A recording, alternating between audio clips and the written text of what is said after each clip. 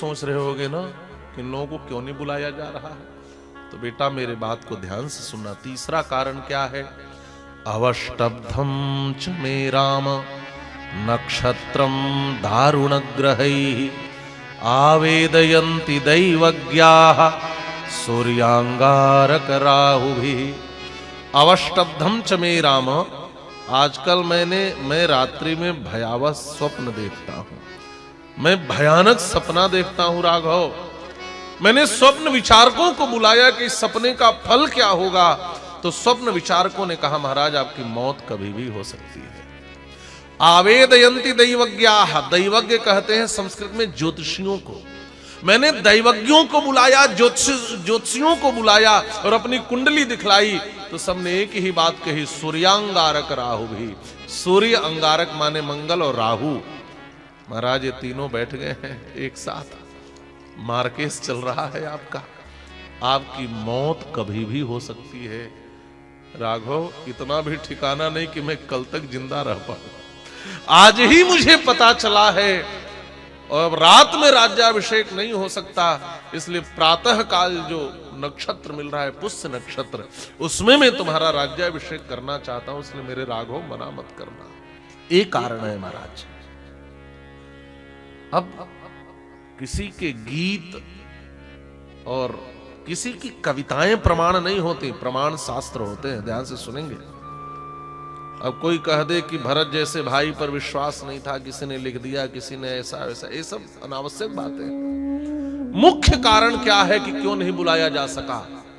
अवष्टब्धम च मे राम नक्षत्रम दारुणग्रहैः आवेदयन्ति दैवज्ञाः सूर्यांगारक राहुभिः। इसलिए राघव मैं तुम्हें कल राजा बनाना चाहता हूं। तब जाकर प्रभु श्री रामभद्र ने पिताजी को अपनी सहमति दी है, स्वीकृति दी है। अब तो महाराज दशरथ का हृदय आनंद से खिल गया। तैयारियां शुरू करवा दी महाराज, पूरी नगरी सजने धजने लगी। इधर प्रभु श्री रामभद्र मां कौशल्या के कक्ष में आए हैं। भैया लक्ष्मण मिले, हृदय से लगा लिया, भाई मैं तो नाम का राजा रहूंगा, तुम्ही को अयोध्या का राज्य देखना पड़ेगा। मैया के चरणों में प्रणाम किया, सूचना दी है। मैया मस्तक सूंघ ली, श्री जानकी के पास जाकर कहते हैं जानकी सुनो, गुरुदेव वशिष्ठ ने कहा है हम दोनों को रात्रि में उपवास करना है। जानकी जी ने पूछा क्यों, कौन सा व्रत है? अरे सुनो तो, कल तुम अयोध्या की महारानी बनने वाली हो। इनको भी राम जी ने सूचना दी है और महाराज केवड़े की खुशबू की तरह यह सूचना पूरे अयोध्या में फैल गई है।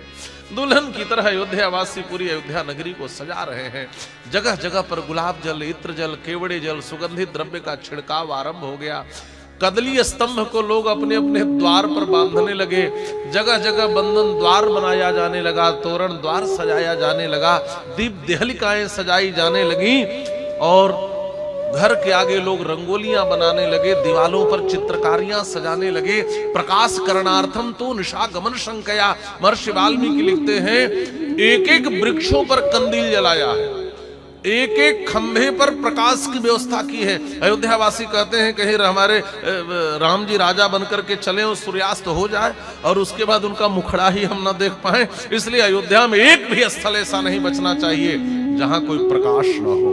पूरी अयोध्या को आज सजा रहे हैं महाराज, पूरी अयोध्या सज धज रही है।